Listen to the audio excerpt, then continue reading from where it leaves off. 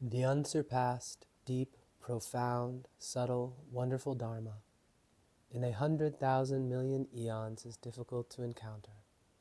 Now that I have come to hold and receive it within my sight and hearing, I vow to fathom the thus come one's true and actual meaning.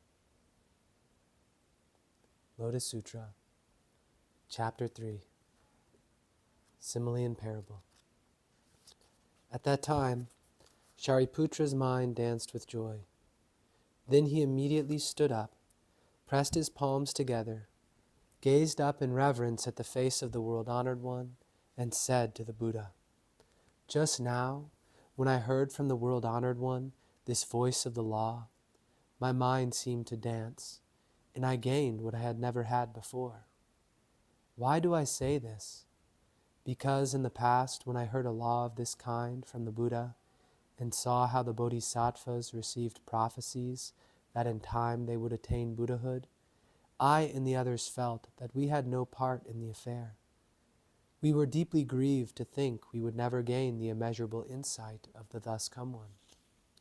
World-honored one, I have constantly lived in the mountain forest or under the trees, sometimes sitting, sometimes walking around, and always I have thought to myself, since I and the others all alike have entered the nature of the law, why does the thus come one use the law of the lesser vehicle to bring us salvation? But the fault is ours, not that of the world-honored one. Why do I say this? If we had been willing to wait until the true means for attaining Anuttara Samyak Sambodhi was preached, then we would surely have obtained release through the great vehicle. But we failed to understand that the Buddha was employing expedient means and preaching what was appropriate to the circumstances. So when we first heard the law of the Buddha, we immediately believed and accepted it, supposing that we had gained understanding. World-honored one, for a long time now, all day and throughout the night, I have repeatedly taxed myself with this thought. But now I have heard from the Buddha what I had never heard before, a law never known in the past, and it has ended all my doubts and regrets. My body and mind are at ease, and I have gained a wonderful feeling of peace and security. Today, at last, I understand that truly I am the Buddha's son, born from the Buddha's mouth, born through conversion to the law, gaining my share of the Buddha's law."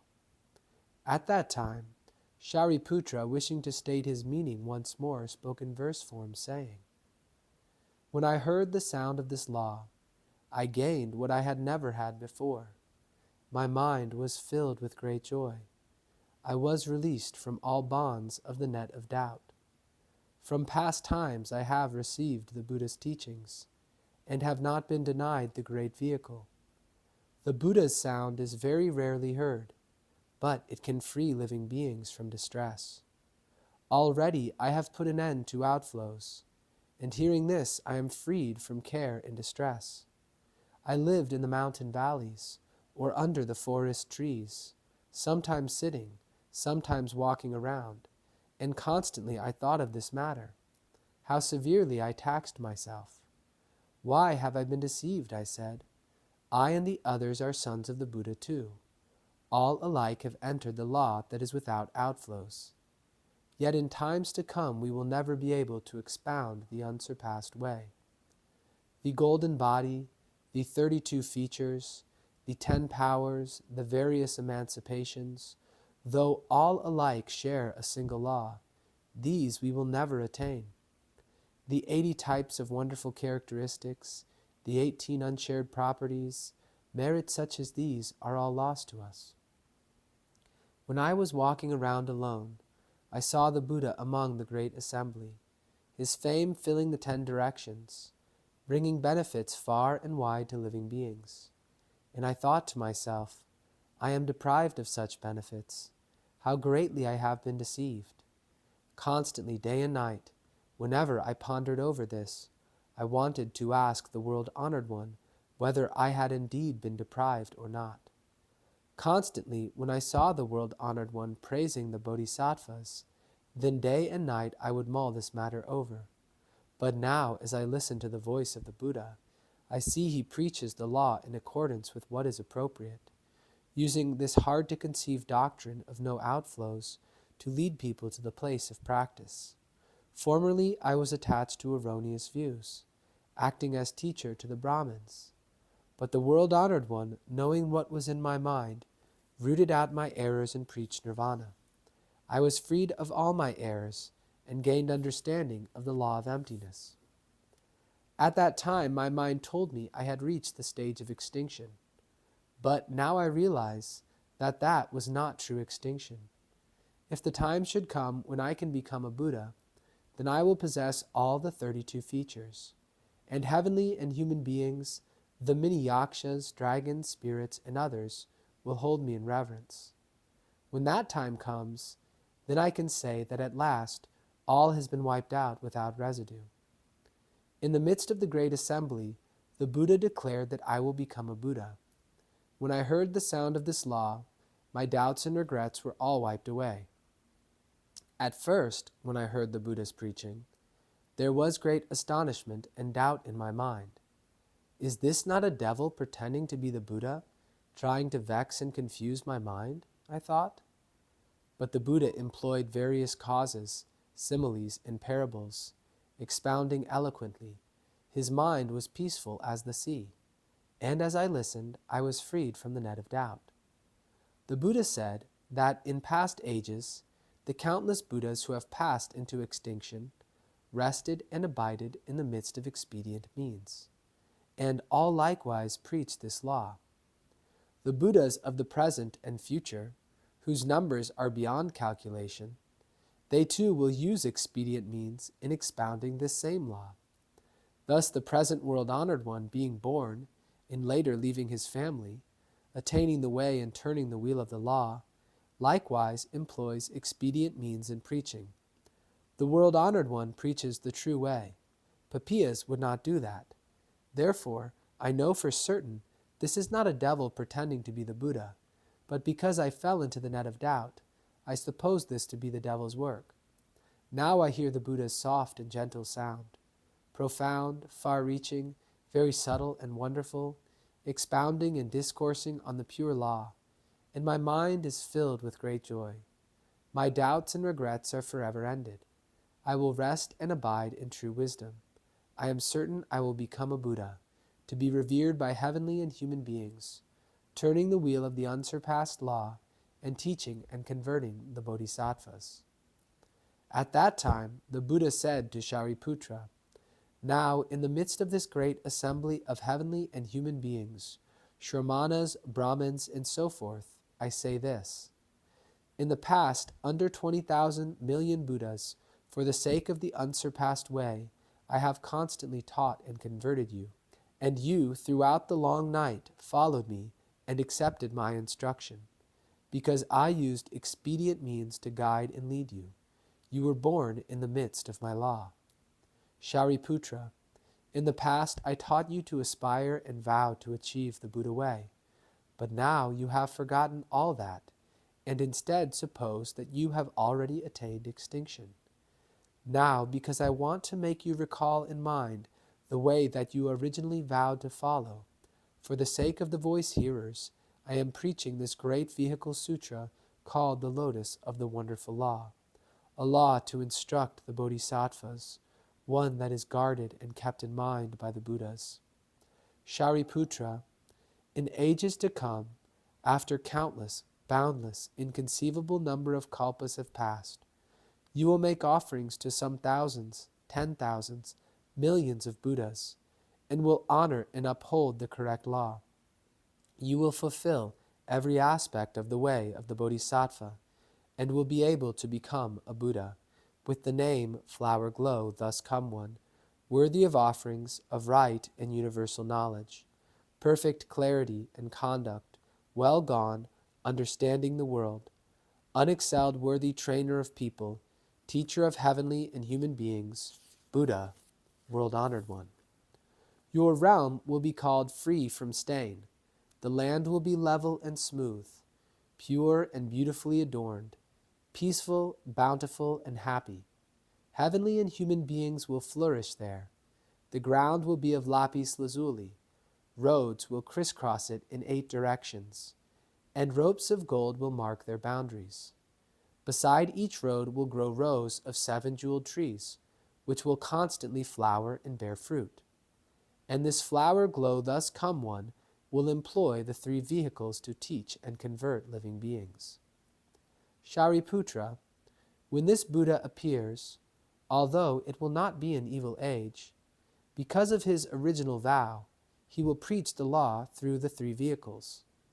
His kalpa will be called Great Treasure Adornment. Why will it be called Great Treasure Adornment? Because in that land, bodhisattvas will be looked on as a great treasure. Those bodhisattvas will be countless, boundless, inconceivable in number, beyond the reach of reckoning or of simile and parable. Without the power of Buddha wisdom, one cannot understand how many. Whenever these bodhisattvas wish to walk anywhere, jeweled flowers will uphold their feet. These bodhisattvas will not have just conceived the desire for enlightenment, but all will have spent a long time planting the roots of virtue under countless hundreds, thousands, 10,000s, millions of Buddhas. They will have carried out Brahma practices in a flawless manner and will have been perpetually praised by the Buddhas. Constantly, they will have cultivated Buddha wisdom, acquiring great transcendental powers, and thoroughly understanding the gateways to all the doctrines. They will be upright in character, without duplicity, firm in intent and thought. Bodhisattvas such as this will abound in that land. Shariputra, the lifespan of the Buddha flower glow will be 12 small kalpas, not counting the time when he is still a prince and before he becomes a Buddha. The people of his land will have a lifespan of 8 small kalpas. When flower glow thus come one has lived for 12 small kalpas, he will prophesy that the bodhisattva firm full will attain Anuttara Samyak Sambodhi. He will announce to the monks, this bodhisattva firm full will be the next to become a Buddha. He will be named Flower Feet Safely Walking Tathagata Arhat Samyak Sambuddha. His Buddha land will be like mine. Shariputra, after the Buddha flower glow has passed into extinction, the era of the correct law will last for 32 small kalpas, and the era of the counterfeit law will last for another 32 small kalpas. At that time, the world-honored one, wishing to state his meaning once more, spoke in verse form, saying, Shariputra, in ages to come you will become a Buddha of universal wisdom, venerable, bearing the name Flower Glow, and you will save countless multitudes. You will make offerings to numberless Buddhas, be endowed with all of the bodhisattva practices, the 10 powers, and other blessings, and will realize the unsurpassed way. After countless kalpas have passed, your kalpa will be named Great Treasure Adornment. Your world will be called free from stain, pure, without flaw or defilement. Its land will be made of lapis lazuli, its roads bounded by ropes of gold, and 7 jeweled trees in a jumble of colors will constantly bear blossoms and fruit. The bodhisattvas of that realm will always be firm in intent and thought, transcendental powers and paramitas. Each will be endowed with each of these, and under numberless Buddhas, they will diligently study the bodhisattva way. Thus these great men will be converted by the Buddha flower glow. When that Buddha was still a prince, he gave up his country, abandoned worldly glory, and in his final incarnation left his family and attained the Buddha way.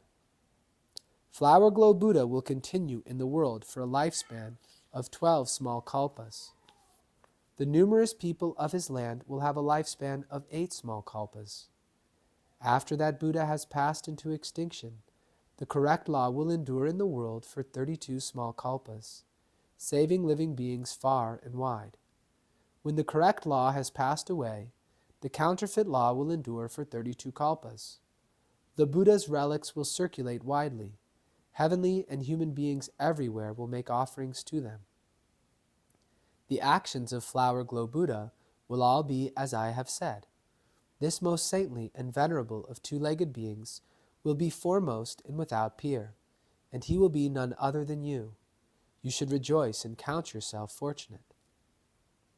At that time, when the four kinds of believers, namely monks, nuns, laymen, and laywomen, and the heavenly beings, dragons, yakshas, gandharvas, asuras, garudas, kimnaras, mahoragas, and others, in the great assembly, saw how Shariputra received from the Buddha this prophecy that he would attain Anuttara Samyak Sambodhi, their hearts were filled with great joy, and danced without end. Each one removed the upper robe that he or she was wearing, and presented it as an offering to the Buddha. Shakra Devanam Indra, King Brahma, and the countless sons of gods likewise took their wonderful heavenly robes, heavenly Mandarava flowers, and great Mandarava flowers, and offered them to the Buddha.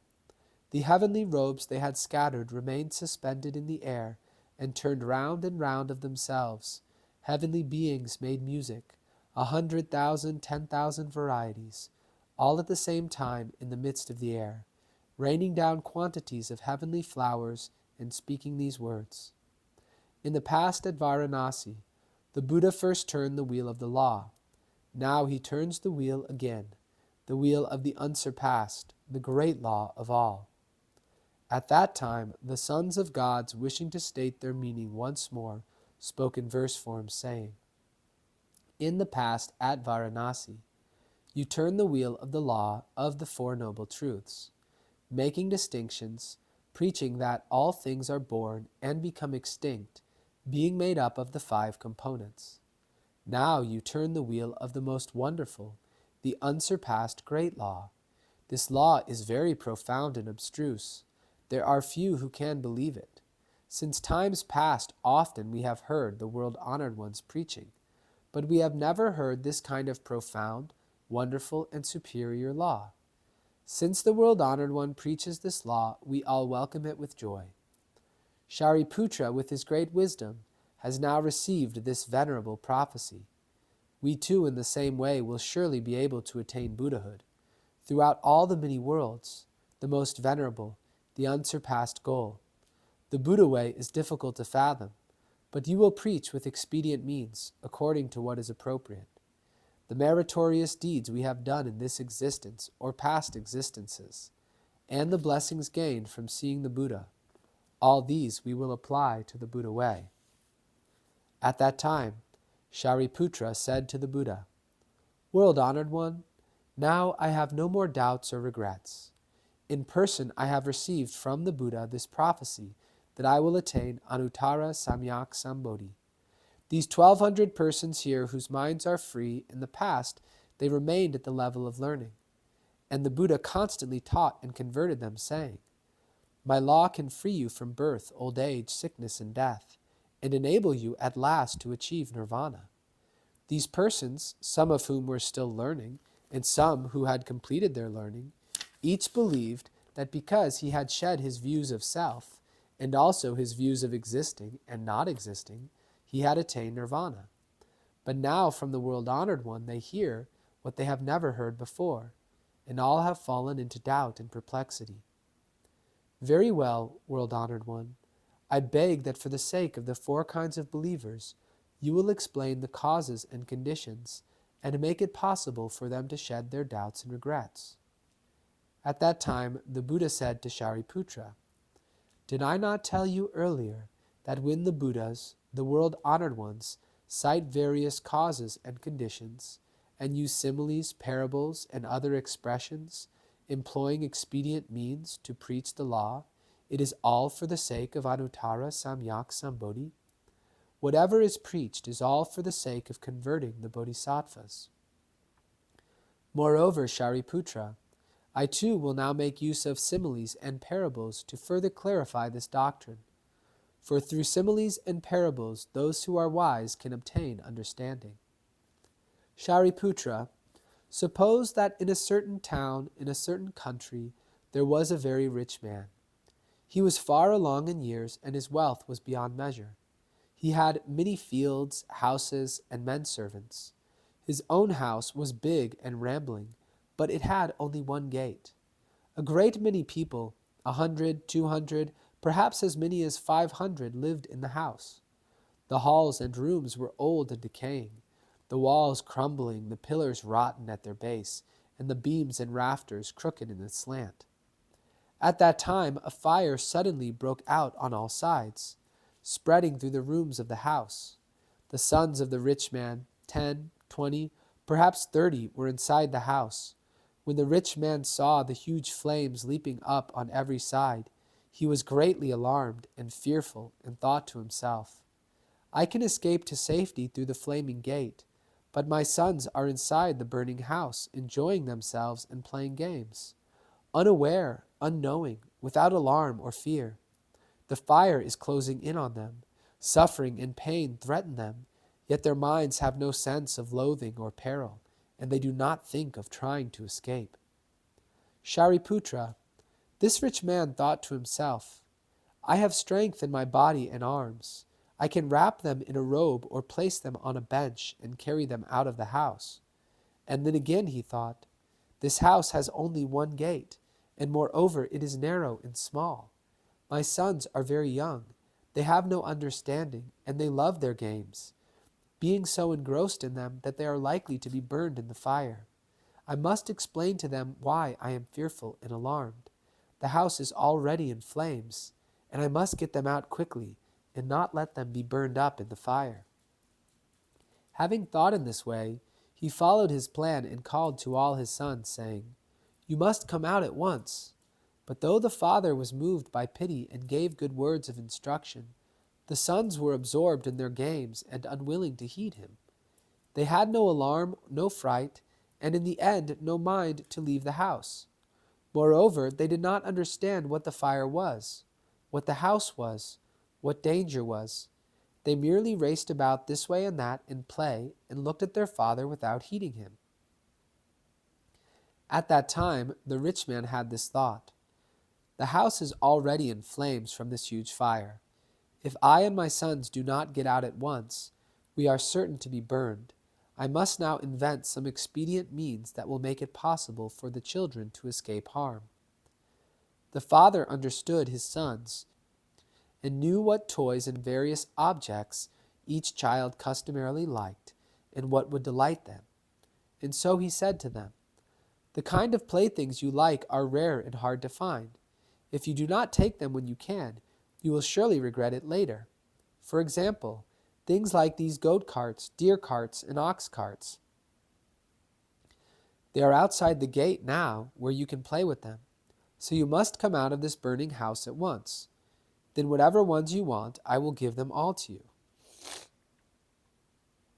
At that time, when the sons heard their father telling them about these rare playthings, because such things were just what they had wanted, each felt emboldened in heart, and pushing and shoving one another, they all came wildly dashing out of the burning house. At this time, the rich man, seeing that his sons had gotten out safely, and all were seated on the open ground at the crossroads and were no longer in danger, was greatly relieved, and his mind danced for joy. At that time, each of the sons said to his father, The playthings you promised us earlier, the goat carts and deer carts and ox carts, please give them to us now. Shariputra, in that time, the rich man gave to each of his sons a large carriage of uniform size and quality. The carriages were tall and spacious, and adorned with numerous jewels. A railing ran all around them, and bells hung from all four sides. A canopy was stretched over the top, which was also decorated with an assortment of precious jewels. Ropes of jewels twined around, a fringe of flowers hung down, and layers of cushions were spread inside, on which were placed vermilion pillows. Each carriage was drawn by a white ox, pure and clean in hide, handsome in form and of great strength, capable of pulling the carriage smoothly and properly at a pace as fast as the wind. In addition, there were many grooms and servants to attend and guard the carriage. What was the reason for this? The rich man's wealth was limitless, and he had many kinds of storehouses that were all filled and overflowing, and he thought to himself, There is no end to my possessions. it would not be right if I were to give my sons small carriages of inferior make. These little boys are all my sons, and I love them without partiality. I have countless numbers of large carriages adorned with the 7 kinds of gems. I should be fair-minded and give one to each of my sons.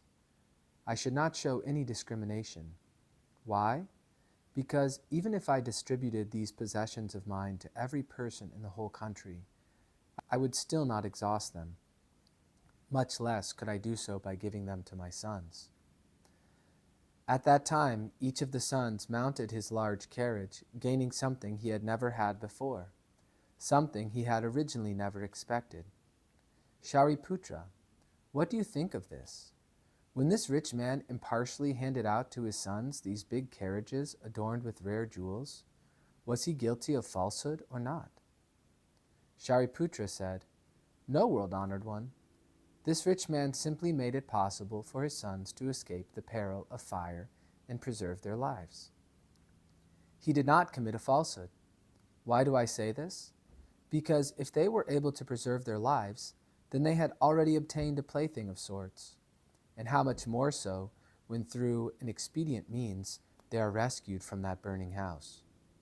World-honored one, even if the rich man had not given them the teeniest carriage, he would still not be guilty of falsehood. Why? Because this rich man had earlier made up his mind that he would employ an expedient means to cause his sons to escape. Using a device of this kind was no act of falsehood. How much less so, then, when the rich man knew that his wealth was limitless, and he intended to enrich and benefit his sons by giving each of them a large carriage. The Buddha said to Shariputra, Very good, very good. It is just as you have said. And Shariputra, the thus come one, is like this. That is, he is a father to all the world. His fears, cares, and anxieties, ignorance and misunderstanding have long come to an end, leaving no residue. He has fully succeeded in acquiring measureless insight, power, and freedom from fear, and gaining great supernatural powers and the power of wisdom. He is endowed with the expedient means and the paramita of wisdom. His great pity and great compassion are constant and unflagging. At all times he seeks what is good and will bring benefit to all. He is born into the threefold world, a burning house, rotten and old, in order to save living beings from the fires of birth, old age, sickness, and death, care, suffering, stupidity, misunderstanding, and the 3 poisons, to teach and convert them and enable them to attain Anuttara Samyak Sambodhi.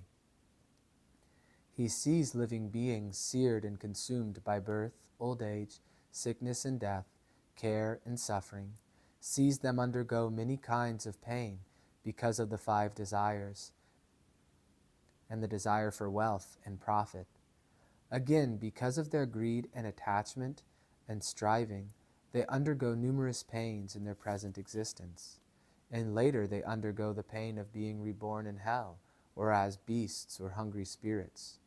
Even if they are reborn into the heavenly realm or the realm of human beings, they undergo the pain of poverty and want, the pain of parting from loved ones, the pain of encountering those they detest, all these many different kinds of pain.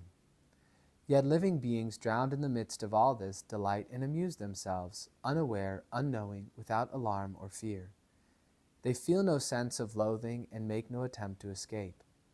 In this burning house, which is the threefold world, they race about to east and west, and though they encounter great pain, they are not distressed by it. Shariputra, when the Buddha sees this, then he thinks to himself, I am the father of living beings, and I should rescue them from their sufferings and give them the joy of the measureless and boundless Buddha wisdom, so that they may find their enjoyment in that. Shariputra, the thus come one also has this thought.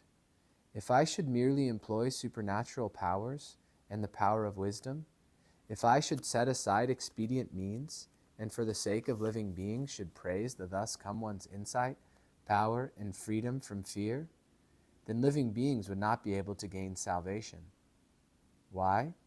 Because these living beings have not yet escaped from birth, old age, sickness, death, care, and suffering, but are consumed by flames in the burning house, that is the threefold world. How could they be able to understand the Buddha's wisdom? Shariputra, that rich man, though he had strength in his body and arms, did not use it. He merely employed a carefully contrived expedient means, and thus was able to rescue his sons from the peril of the burning house, and afterward gave each of them a large carriage adorned with rare jewels. And the thus come one does the same. Though he possesses power and freedom from fear, he does not use these. He merely employs wisdom and expedient means to rescue living beings from the burning house of the threefold world, expounding to them the three vehicles, the vehicle of the voice-hearer, that of the Pratyeka Buddha, and that of the Buddha. He says to them, "You must not be content to stay in this burning house of the threefold world. Do not be greedy for its coarse and shoddy forms, sounds, scents, tastes, and sensations. If you become attached to them and learn to love them, you will be burned up. You must come out of this threefold world at once, so that you can acquire the three vehicles, the vehicles of the voice-hearer, the Pratyeka Buddha, and the Buddha. I promise you now that you will get them, and that promise will never prove false. You have only to apply yourselves with diligent effort." The thus come one employs this expedient means to lure living beings into action. And then he says to them, "You should understand that these doctrines of the three vehicles are all praised by the sages. They are free without entanglements, leaving nothing further to depend upon or seek. Mount these three vehicles, gain roots that are without outflows, gain powers, awareness, the way, meditation, emancipation, samadhis, and then enjoy yourselves. You will gain the delight of immeasurable peace and safety. Shariputra, if there are living beings who are inwardly wise in nature, and who attend the Buddha, the world-honored one, hear the law, believe and accept it, put forth diligent effort, desiring to escape quickly from the threefold world, and seeking to attain nirvana, they shall be called those who ride the vehicle of the voice-hearer. They are like those sons who left the burning house in hope of acquiring goat carts. If there are living beings who attend the Buddha, the world-honored one, hear the law, believe and accept it, and put forth diligent effort, seeking wisdom that comes of itself, taking solitary delight in goodness and tranquility, and profoundly understanding the causes and conditions of all phenomena, they shall be called those who ride the vehicle of the Pratyeka Buddha. They are like the sons who left the burning house in the hope of acquiring deer carts. If there are living beings who attend the Buddha, the world-honored one, hear the law, believe and accept it, and put forth diligent effort, seeking comprehensive wisdom, Buddha wisdom, wisdom that comes of itself, teacherless wisdom, the insight of the thus come one, powers and freedom from fear, who pity and comfort countless living beings, bring benefit to heavenly and human beings, and save them all. They shall be called those who ride the great vehicle. Because the bodhisattvas seek this vehicle, they are called mahasattvas. They are like the sons who left the burning house in hope of acquiring ox carts. Shariputra, that rich man, seeing that his sons had all gotten out of the burning house safely and were no longer threatened, recalled that his wealth was immeasurable, and presented each of his sons with a large carriage. And the thus come one does likewise. He is the father of all living beings. When he sees that countless thousands of millions of living beings through the gateway of the Buddha's teaching can escape the pains of the threefold world, the fearful and perilous road, and gain the delights of nirvana, the thus come one at that time has this thought: I possess measureless, boundless wisdom, power, fearlessness, the storehouse of the law of the Buddhas. These living beings are all my sons. I will give the great vehicle to all of them equally, so that there will not be those who gain extinction by themselves, but that all may do so through the extinction of the thus come one. To all the living beings who have escaped from the threefold world, he then gives the delightful gifts of meditation, emancipation, and so forth of the Buddhas. All these are uniform in characteristics, uniform in type, praised by the sages, capable of producing pure, wonderful, supreme delight.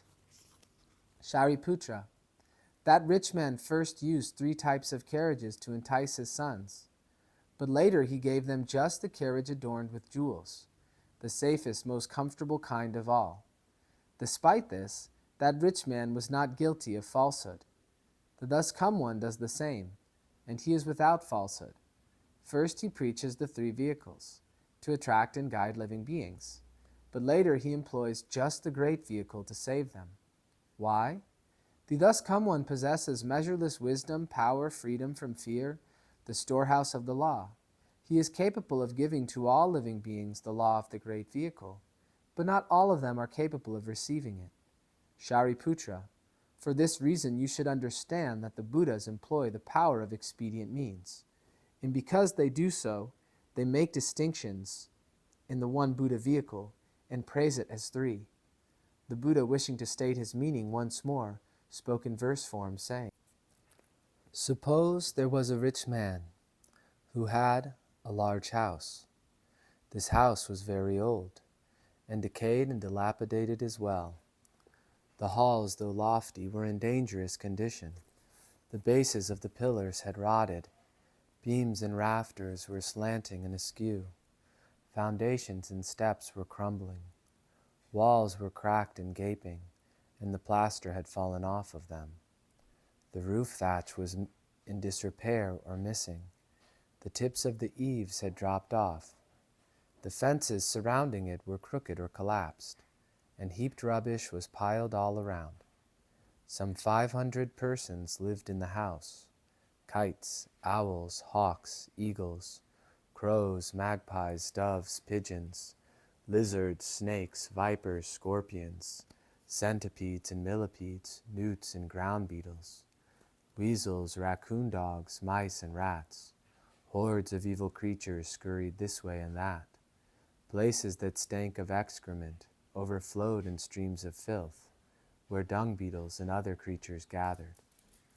Foxes, wolves, and jackals gnawed and trampled in the filth, or tore dead bodies apart, scattering bones and flesh about.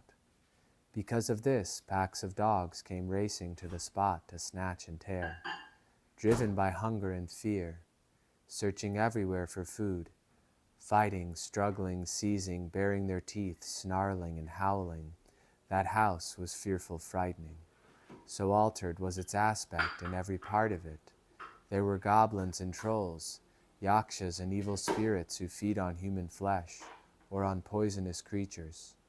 The various evil birds and beasts bore offspring, hatched and nursed them, each hiding and protecting its young. But the yakshas outdid one another in their haste to seize and eat them. And when they had eaten their fill, their evil hearts became fiercer than ever. The sound of their wrangling and contention was terrifying indeed. Kumbhanda demons crouched on clumps of earth, or leaped 1 or 2 feet off the ground, idling, wandering here and there, amusing themselves according to their whim. Sometimes they seized a dog by 2 of its legs and beat it till it had lost its voice, or planted their feet on the dog's neck, terrifying it for their own delight.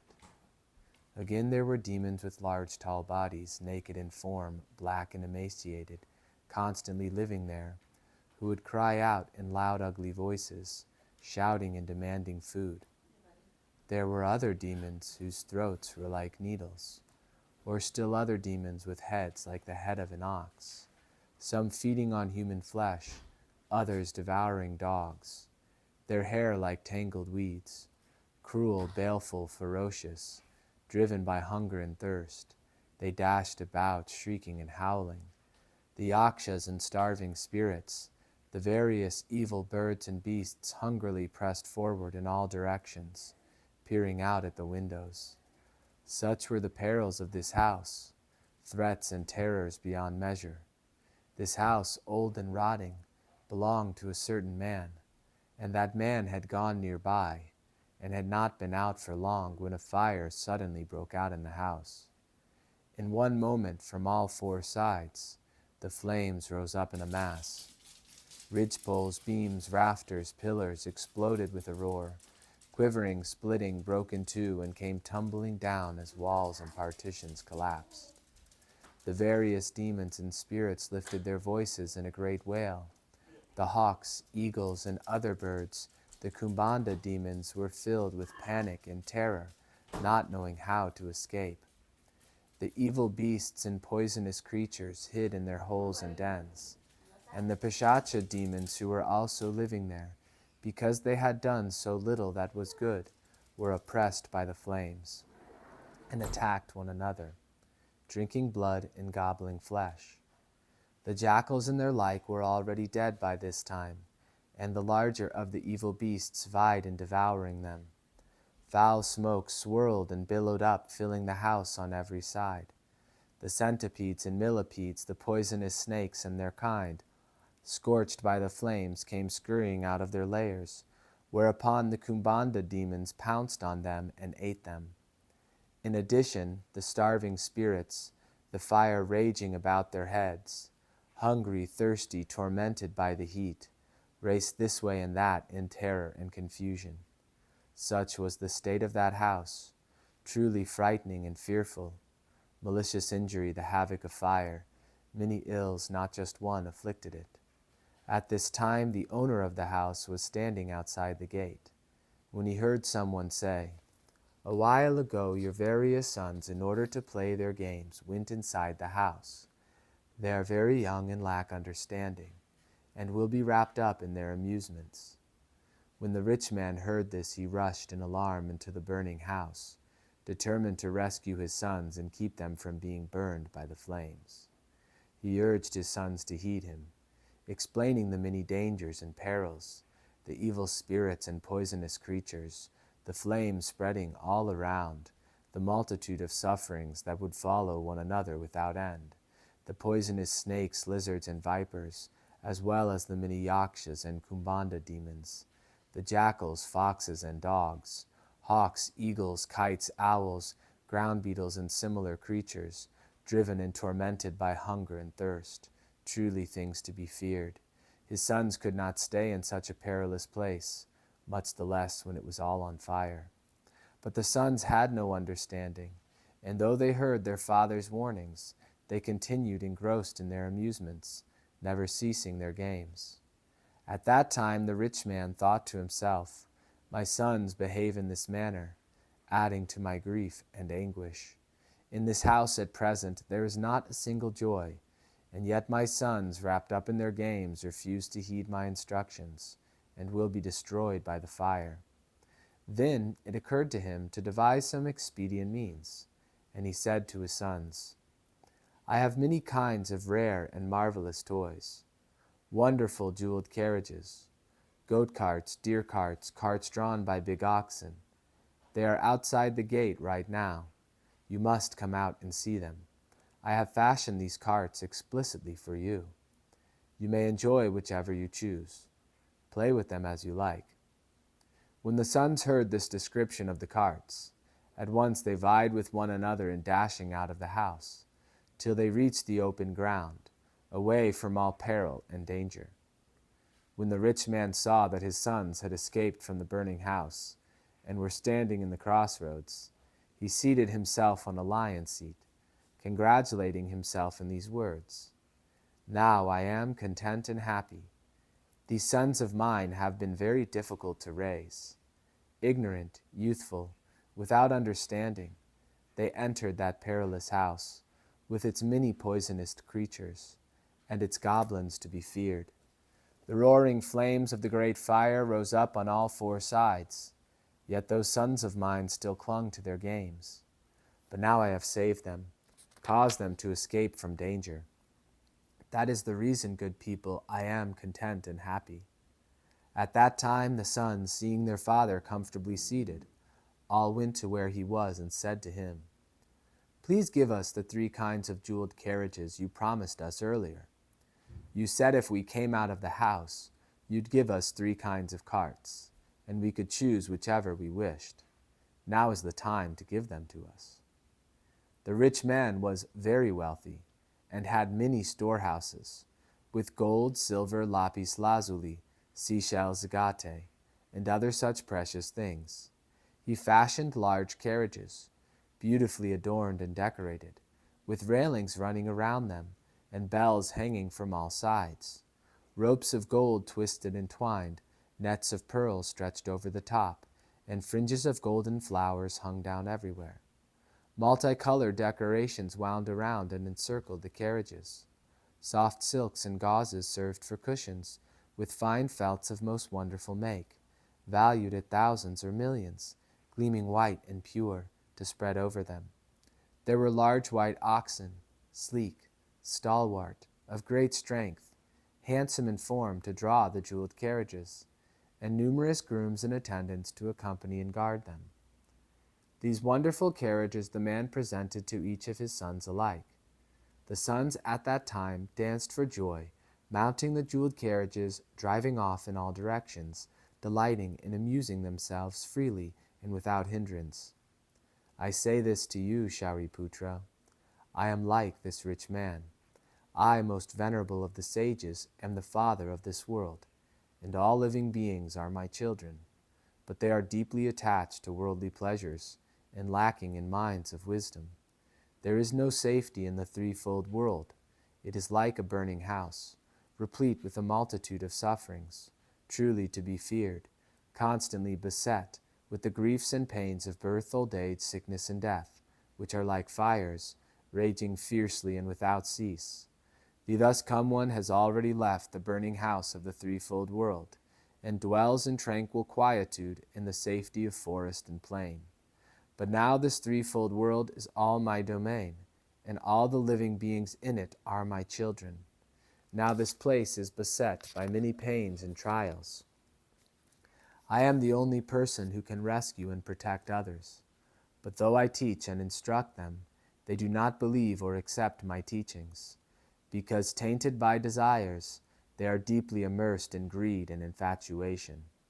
So I employ an expedient means, describing to them the three vehicles, causing all living beings to understand the pains of the threefold world. And then I set forth and expound a way whereby they can escape from the world. If these children of mine will only determine in their minds to do so, they can acquire all the three understandings and the 6 transcendental powers. They can become Pratyeka Buddhas, or Bodhisattvas who never regress. I say to you, Shariputra, for the sake of living beings I employ these similes and parables, and preach the single Buddha vehicle. If you and the others are capable of believing and accepting my words, then all of you are certain to attain the Buddha way. This vehicle is subtle, wonderful, foremost in purity. Throughout all worlds it stands unsurpassed. The Buddha delights in and approves it, and all living beings should praise it, offer it alms and obeisance. There are immeasurable thousands of millions of powers, emancipations, meditations, wisdoms, and other attributes of the Buddha. But if the children can obtain this vehicle, it will allow them day and night for unnumbered kalpas to find constant enjoyment. To join the bodhisattvas and the multitude of voice hearers in mounting this jeweled vehicle and proceeding directly to the place of practice. For these reasons, though one should seek diligently in the 10 directions, he will find no other vehicles, except when the Buddha preaches them as an expedient means. Merely employing provisional names and terms, I tell you, Shariputra, you and the others are all my children, and I am a father to you. For repeated kalpas you have burned in the flames of manifold sufferings, but I will save you all, and cause you to escape from the threefold world. Although earlier I told you that you had attained extinction, that was only the end of birth and death. It was not true extinction. Now what is needed is simply that you acquire Buddha wisdom. If there are bodhisattvas here in this assembly, let them with a single mind listen to the true law of the Buddhas.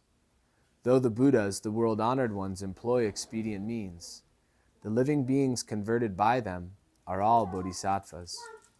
If there are persons of little wisdom who are deeply attached to love and desire because they are that way, the Buddha preaches for them the rule of suffering. Then the living beings will be glad in mind, having gained what they never had before.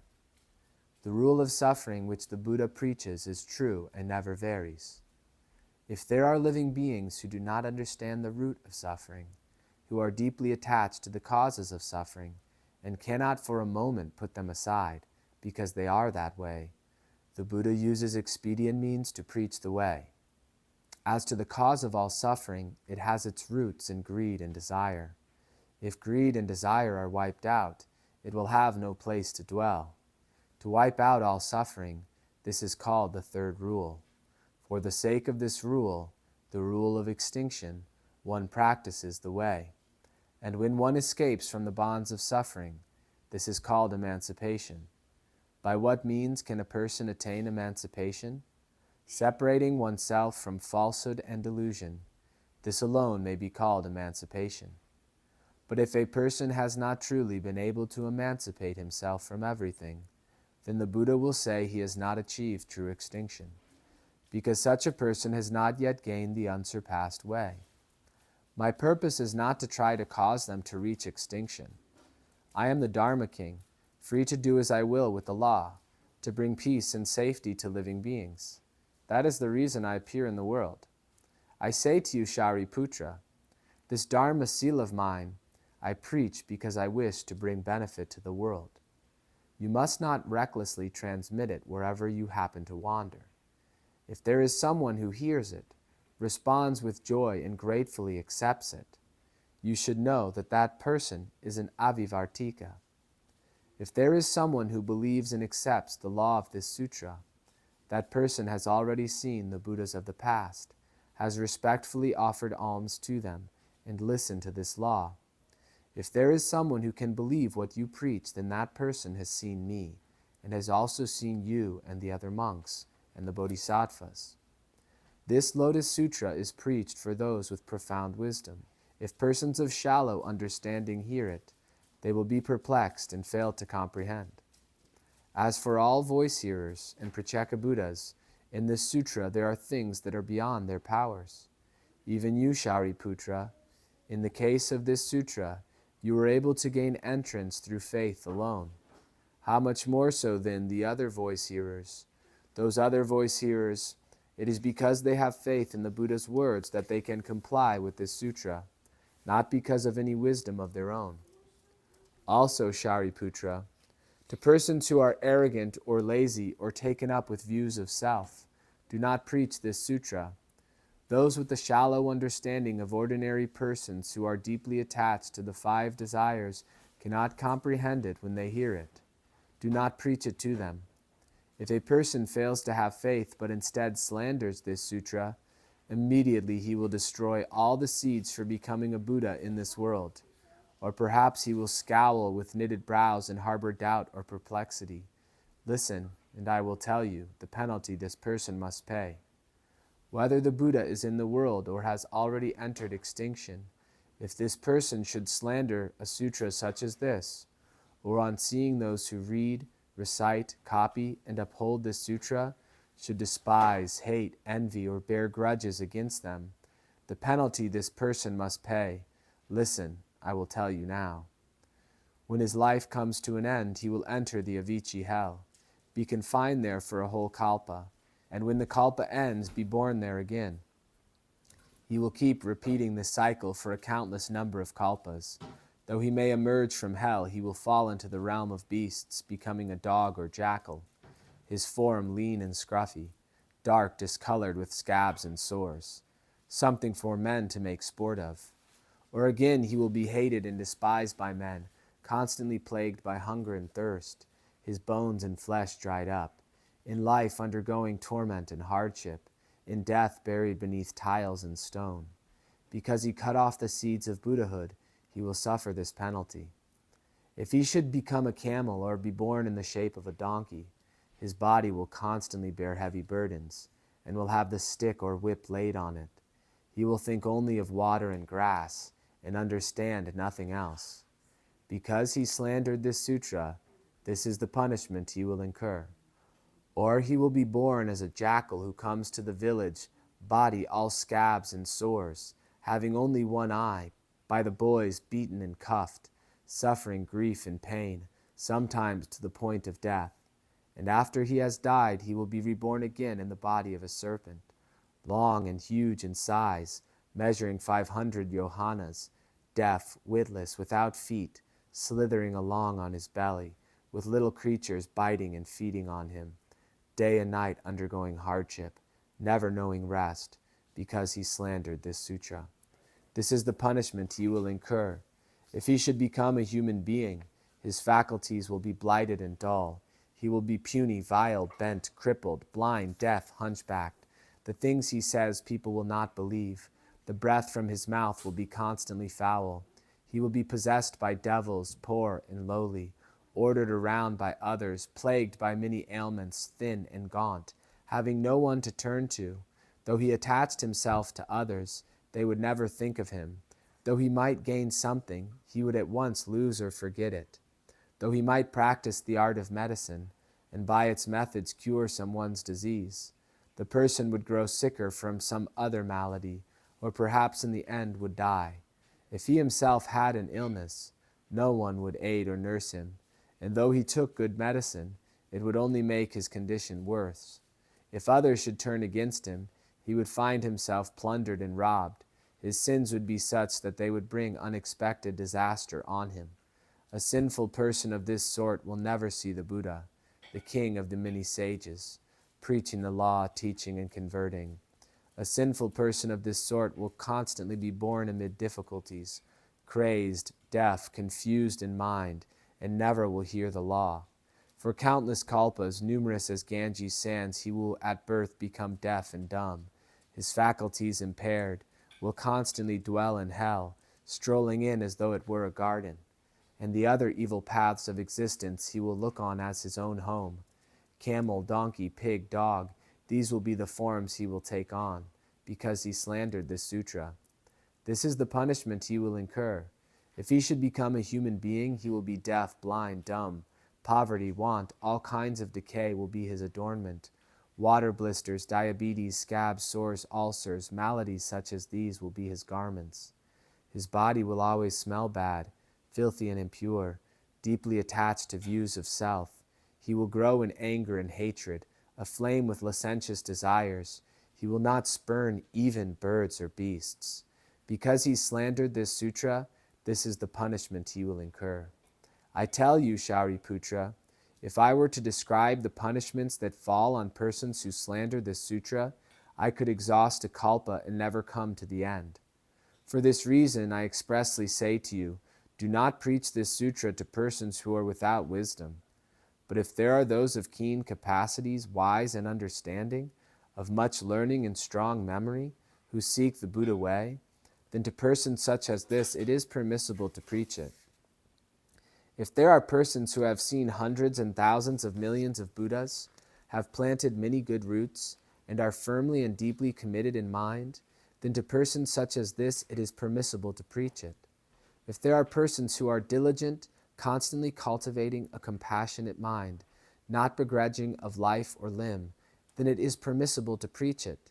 If there are persons who are respectful, reverent, with minds set on nothing else, who separate themselves from common folly to live alone among mountains and waters, then to persons such as this it is permissible to preach it. Again, Shariputra, if you see a person who thrusts aside evil friends and associates with good companions, then to a person such as this it is permissible to preach it. If you see a son of the Buddha observing the precepts clean and spotless as a pure bright gem, seeking the great vehicle sutra, then to a person such as this it is permissible to preach it. If a person is without anger, upright and gentle in nature, constantly pitying all beings, respectful and reverent to the Buddhas, then to a person such as this it is permissible to preach it. Again, if a son of the Buddha in the midst of the great assembly should with pure mind employ various causes and conditions, similes, parables, and other expressions to preach the law in unhindered fashion, to a person such as this it is permissible to preach it. If there are monks who for the sake of comprehensive wisdom seek the law in every direction, pressing palms together, gratefully accepting, desiring only to accept and embrace the sutra of the great vehicle, and not accepting a single verse of other sutras, to a person such as this it is permissible to preach it. If a person earnest in mind seeks this sutra as though he were seeking the Buddha's relics, and having gained and gratefully accept it, that person shows no intention of seeking other sutras and has never once given thought to the writings of the non-Buddhist doctrines, to a person such as this it is permissible to preach it. I tell you, Shariputra, if I described all the characteristics of those who seek the Buddha way, I could exhaust a kalpa and never be done. Persons of this type are capable of believing and accepting. Therefore, for them, you should preach the Lotus Sutra of the Wonderful Law. May all merit and virtue from this activity adorn the Buddha's Pure Lands, repaying the 4 kinds of kindness above and aiding those suffering in the paths below. May all of those who see and hear of this bring forth the resolve for enlightenment, and when this retribution body is over, be reborn together in ultimate bliss.